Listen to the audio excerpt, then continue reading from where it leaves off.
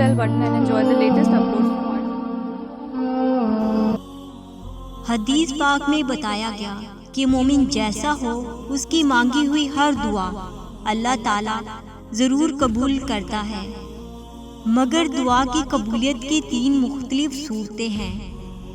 دعا کی قبولیت کی ایک صورت یہ ہوتی ہے کہ انسان نے دنیا میں جو کچھ مانگا اس کو ویسے ہی دے دیا گیا۔ اسی بنا پر بعض اوقات انسان کہتا ہے کہ میں نے اپنی فلاں دعا کو اپنی ہی آنکھوں سے پورا ہوتے ہوئے دیکھا ہے۔ دعا کی قبولیت کی دوسری صورت یہ ہوتی ہے کہ اس کے بدلے میں اس پر آنے والی کوئی مصیبت یا بلا کو ٹال دیا جاتا ہے، یعنی انسان پر جو بھی برا وقت یا مصیبت آنے والی ہوتی ہے وہ دعا کے ذریعے ٹل جاتی ہے۔ مطلب کوئی انسان دعا کرتا ہے اور وہ دعا قبولیت کے لیے اوپر جا رہی ہوتی ہے اور اوپر سے کوئی مصیبت آ رہی ہوتی ہے، تو اس دعا نے اور مصیبت نے آپس میں لڑنا شروع کر دیا۔ وہ قیامت تک لڑتی رہیں گی، جس کی وجہ سے وہ مصیبت بندے پر نازل نہیں ہو سکے گی۔ ہمیں کیا پتا کہ اللہ تعالیٰ نے ہمیں کس کس بیماری، مصیبت اور آفت سے بچایا ہوا ہے۔ قبولیت کی تیسری صورت یہ ہوتی ہے کہ اللہ رب العزت اگر اس بندے کی دعا کو قبول نہ کرے اور کسی مصلحت کے تحت اس کے بدلے کوئی بلا اور مصیبت بھی نہ ٹالے تو اللہ تعالیٰ اس دعا کو نامہ اعمال میں ذخیرہ کر دیتے ہیں۔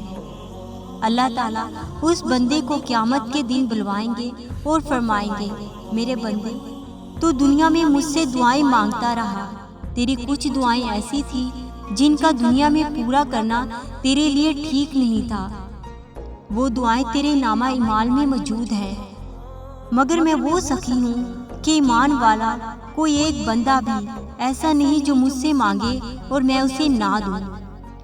آج کے دن میری رحمت ایمان والوں کے لیے ایسی ہے کہ ان میں سے کوئی ایک بھی کھڑا ہو کر یہ کہنے کا حق نہیں رکھے گا کہ پروردگار میں نے مانگا تھا مگر آپ نے نہ دیا، اس لیے اے میرے بندے تیری دعا میرے پاس موجود ہے، لہٰذا میں تجھے اجر دیتا ہوں اس دعا کا۔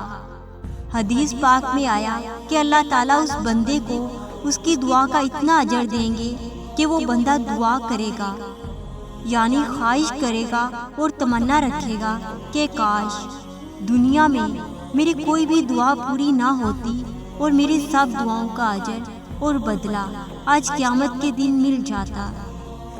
بعض لوگ یہ سمجھتے ہیں کہ بڑے بڑے کاموں کے لیے ہی صرف اللہ تعالیٰ سے دعا کرنی چاہیے، چھوٹے موٹے کاموں کے لیے دعا کرنے کو وہ برا سمجھتے ہیں، حالانکہ اللہ تعالیٰ سے تو ہر چھوٹی بڑی چیز کا سوال کرنا چاہیے۔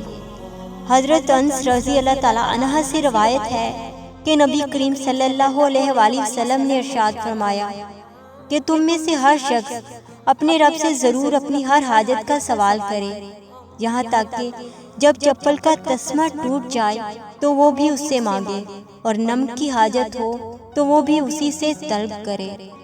کچھ لوگ 1-2 مرتبہ دعا کرنے کے بعد دعا کی قبولیت کے آثار دیکھنے لگ جاتے ہیں۔ اگر دعا کی قبولیت کے آثار نہ نظر آئیں تو دعا مانگنا چھوڑ دیتے ہیں۔ دعا کے آداب میں ہے کہ انسان ایک ہی مقصد کے لیے بار بار دعا مانگے، جیسے کوئی فقیر کسی شہنشاہ کے سامنے منت سماجت کر کے اسے منا رہا ہوتا ہے، ویسے ہی دعا مانگے تو دعا ضرور قبول ہوتی ہے۔ جیسے دنیا میں غیر ملکی اشیاء کی بڑی مانگ ہوتی ہے، لوگ زیادہ دام دے کر خریدتے ہیں اور خوش ہوتے ہیں، عرش کے اوپر کے جہاں کے لیے گناہ گار کی ندامت بھرے آنسو غیر ملکی چیز کی مانند ہیں۔ اللہ تعالیٰ بھی ان آنسوؤں کو بھاری قیمت میں خرید لیتے ہیں۔ حضرت ابو صدیق رضی اللہ تعالیٰ عنہ فرماتے تھے کہ دعا مانگتے رہا کرو، اگر رونا نہ آئے تو رونے والی شکل بنا لو، کیا معلوم اللہ تعالیٰ کو وہی پسند آ جائے۔ دعا کی قبولیت میں جلد بازی نہ کریں، مثلاً یہ نہ کہیں اے اللہ شام ہونے سے پہلے میرا یہ کام کر دے، اس طرح کی شرط لگانا ادب کے خلاف ہے۔ بعض لوگ بے روزگار ہوتے ہیں تو دعا کرتے ہیں کہ اسی مہینے میں ہماری کمیٹی نکل آئے یا ہمیں جاب مل جائے۔ وقت کی شرط لگا کر دعائیں کرنے سے بچنا چاہیے۔